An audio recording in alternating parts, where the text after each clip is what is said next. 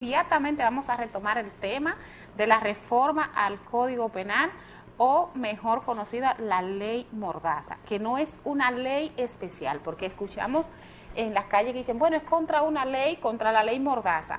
No es una ley especial que se llama ley Mordaza, es algunos artículos del Código Penal, de la reforma al Código Penal, que se han convertido en ley Mordaza porque son desproporcionados, es lo que he entendido, las penas que establecen allí para la magnitud del hecho, para la tipificación del hecho. Sí. Continuemos con ese tema. ¿Qué tanto implica, qué más hay allí, qué tanto daña la reforma del código en esos artículos? Por ejemplo, sí, ¿qué otras figuras están ahí que son desproporcionadas? Correcto. La ley, la reforma al Código Penal Dominicano es la ley 7425. Sí. Ese es el número de la ley.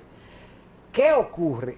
Esa ley tiene otros componentes novedosos.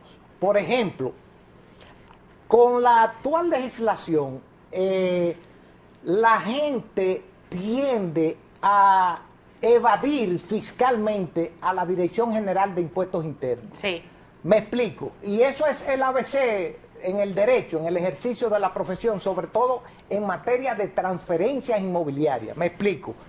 Cuando un ciudadano dominicano compra una propiedad inmobiliaria, eso es un terreno, una casa, un edificio. Terreno, una propiedad inmobiliaria, o puede ser una propiedad mobiliaria, como es el caso de un vehículo. Okay.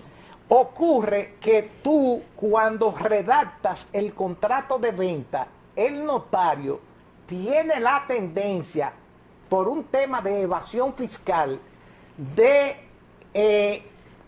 ponerle un precio al contrato írrito, es decir, muy por debajo del precio real de la operación. Eso es una forma de evadir impuestos. Es una forma de evadir impuestos. Entonces, ¿qué ocurre?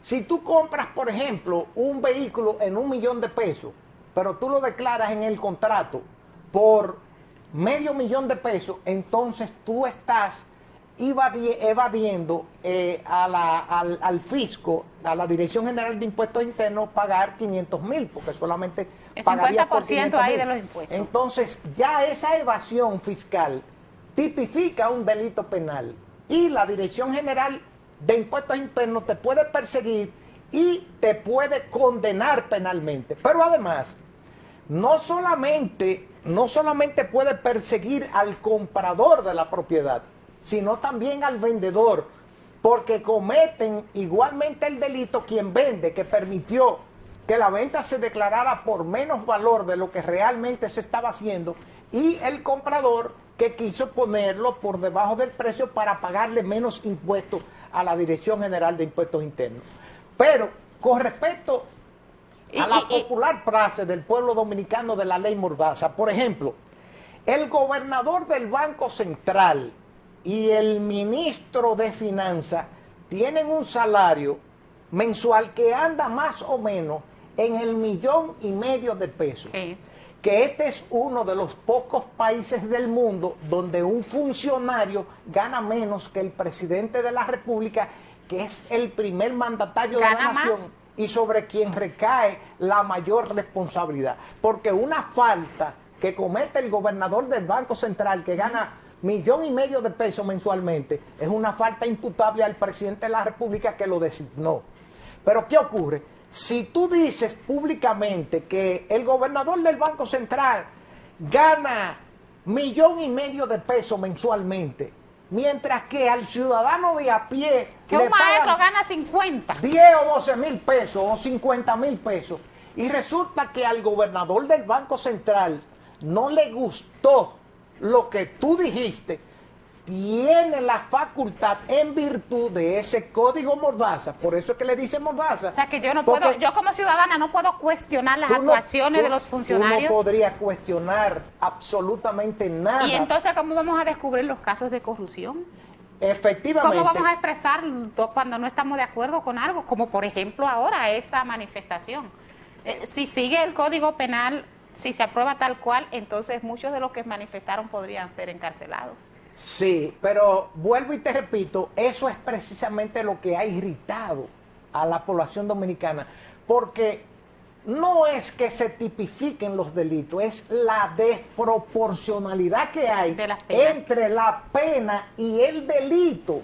Es decir, te reitero, por ejemplo, hay delitos que pueden perseguirse por la vía civil. Hay delitos que pueden perseguirse por la vía civil. Por ejemplo, actualmente, te voy a citar un ejemplo, el caso de los médicos, porque los médicos también han protestado. La Asociación Médica Dominicana se ha unido al clamor del pueblo dominicano y ellos están protestando también. ¿Cómo le afecta a los médicos? Los médicos son pasibles actualmente, de acuerdo a la legislación civil actual, de tú demandarlo en responsabilidad civil por mala práctica médica. O sea, eso sería reparación de daños.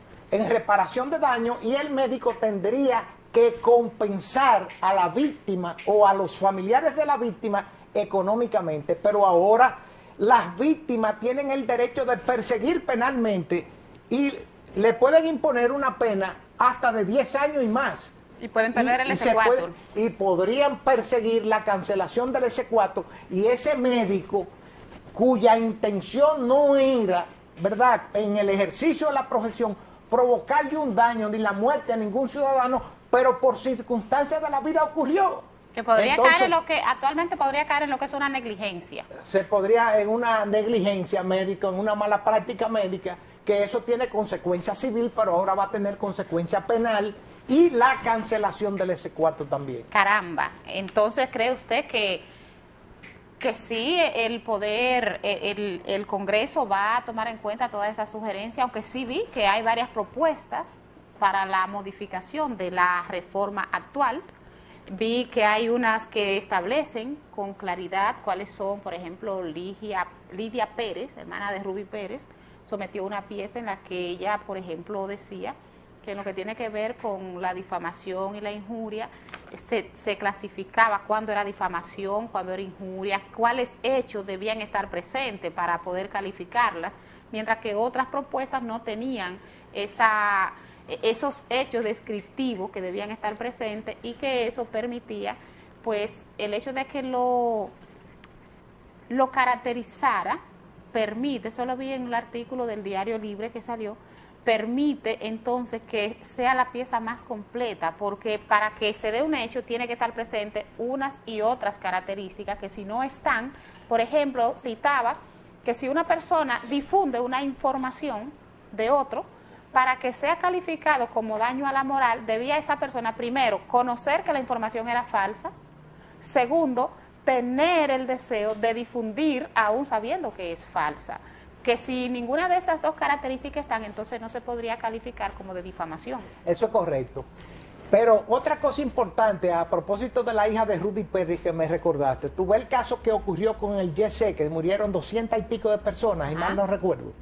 Si fuera en base a la legislación actual, a los dueños del YC le impondrían una pena de 60 años. Si fuera en base a la reforma. Si fuera en base a la reforma. Pero como la ley no es retroactiva, entonces sería por con el otro. Por la cantidad, sí, porque el hecho de que ellos fueron avisados de que ese techo tenía problemas, y hay un video de un empleado, y no repararon el techo, entonces hubo una negligencia, y esa negligencia ya no constituye un delito de naturaleza civil, sino un delito de naturaleza penal, y por la cantidad de muertes que hay, le hubieran impuesto una pena de no menos de 60 años. Si fuera con la reforma. Si fuera con la reforma. Bueno, ha sido un tema muy debatido, ha sido muy edificante todo lo que nos ha comentado aquí Gustavo, pero como político que es, ya nos han dicho que nos vamos. Antes de irnos quisiera decirle, pues, a nivel de partido, ¿cómo se despide usted del pueblo? Bueno, a la provincia Hermanas Mirabal, constituida por el municipio cabecera Salcedo, Villatapia y Tenares, y los dos distritos, el de Jamao y el de Blanco, uno que pertenece a Salcedo y otro que pertenece a Tenares, decirle a todos esos compueblanos y amigos y provincianos que tengan fe, que la esperanza es lo único que el pueblo dominicano debe de perder, que en las actuales circunstancias la gente está aclamando el retorno del Partido de la Liberación Dominicana al gobierno, y que nosotros tenemos las esperanzas cifradas en que las próximas elecciones se van a celebrar de manera democrática, limpia, abierta, pública y participativa, sin coacción ni presión de ninguna clase, y que sigamos protestando porque ese es un derecho constitucional que le confiere al pueblo dominicano y al ciudadano dominicano. Que tengan buenas noches. Muchísimas gracias, Gustavo, por esas palabras de ánimo y de esperanza para el pueblo dominicano.